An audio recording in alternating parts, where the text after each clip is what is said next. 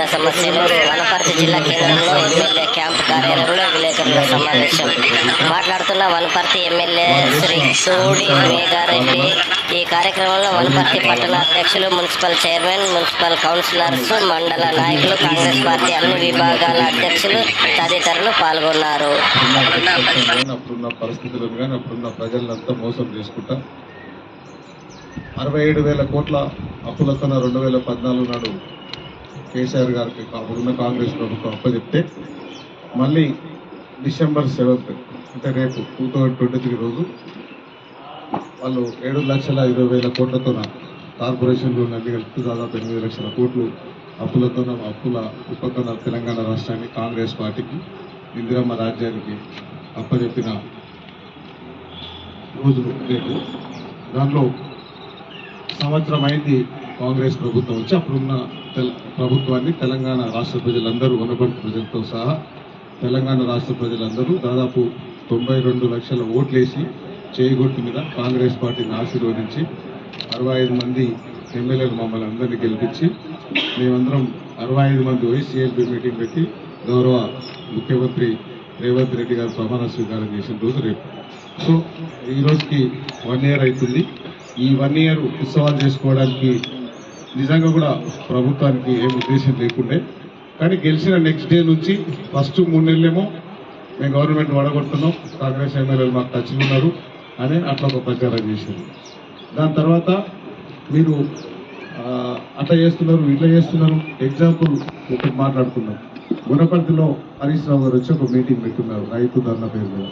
అప్పటికి వరిచేలే కట్ చేయలే, వరి కోయకుండానే మీరు కళాలు తెరవలేదు, మీరు బోనస్ వేయట్లేదు, ఇట్లా ప్రతి దాని మీద వాళ్ళు నెగిటివ్ రేషన్ కార్డు ఇవ్వట్లేదు అంటారు.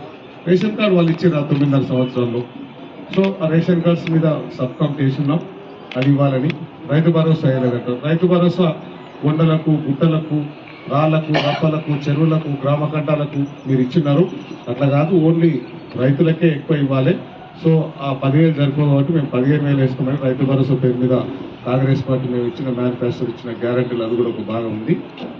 దాని మీద కూడా ఒక కమిటీ ఇచ్చినాం. ఆ కమిటీ రిపోర్ట్ వచ్చిన తర్వాత అది కూడా వేయాలని ఆ కమిటీకి సంబంధించిన ప్రతి జిల్లాల ఉమ్మడి 10 జిల్లాలో జరిగిన రైతుల అభిప్రాయ సేకరణ వనపర్తినే జరిగింది. అది కూడా సో దాని మీద ఇప్పుడు 9వ తారీఖు నుంచి అసెంబ్లీ ఉంది, అది కూడా క్లారిటీ తీసుకుంటాం. రేషన్ కార్డు కూడా అక్కడే అప్పుడు తీసుకుంటాం. దరిద్రం ధరణి, అన్నదమ్ముల మధ్య పంచాయతీ పెట్టిన మాయాదారి ధరణి ఊర్లలో పంచాయతీ పెట్టి రాత్రి పూట ఓపెన్ చేసుకొని వాళ్ళకి కావాల్సిన పొలాలు మార్చుకొని వాళ్ళకి కావాల్సిన చేసుకునే ఆ ధరణి పాస్వర్డ్ అప్పుడున్న సిస్టమ్ను కూడా మార్చి దాని ప్లేస్లో భూమాత పోర్టల్ అని కూడా కొన్ని ROR సిస్టమ్ను ఇంకా మిగతా సిస్టమ్ను మాడిఫై చేసి సబ్ కమిటీ రిపోర్ట్ ఇచ్చినది. అది కూడా రేపు 9th జరిగే అసెంబ్లీలో బిల్ పాస్ చేసి దాని మీద మాడిఫికేషన్ చేసి ఇంతకు ముందు జరిగిన అవకతవకలన్నీ అవి తీసేసి కొత్తగా రైతులకు కానీ ఎక్కడ పొలం ఉన్న ఓనర్స్కి ఎక్కడ ఇబ్బంది కాకుండా చేయాలనేది అదొకటి చేస్తున్నాం. సో ఇట్లా వాళ్ళు ప్రతి దాని మీద అబద్ధాలు చెప్పుకుంటా వాళ్ళకి ఫెసిలిటీస్ ఇవ్వలే. తెలంగాణ ఉద్యోగం వాళ్ళు వాడుకొని వాళ్ళని మోసం చేశారు. కాబట్టి ఇప్పుడున్న అదే టీము, అదే డ్రైవర్లు, అదే కండక్టర్లు, అదే డిఎంలు, అదే మెకానికల్ స్టాఫ్ వాళ్ళు కష్టపడ్డారు. దానిలో అంత ప్రాఫిట్ రావడానికి వాళ్ళ కష్టంతో పాటు ఓన్లీ వనపర్తి డిపోకు, వనపర్తి జిల్లాలో మన మహిళలు తిరిగిన దానికి 56,000 కోట్లు మనం తెలంగాణ ప్రభుత్వం నుంచి వనపర్తి డిపోకు డబ్బులు వచ్చింది. 56 కోట్లు. సో అట్లా ఒక్కొక్క దాని మీద 200కే ఫ్రీ, 500కే సిలిండర్ ఇస్తున్నాం, 200 యూనిట్ల వరకు ఫ్రీ పవర్ బిల్ ఇస్తున్నాం.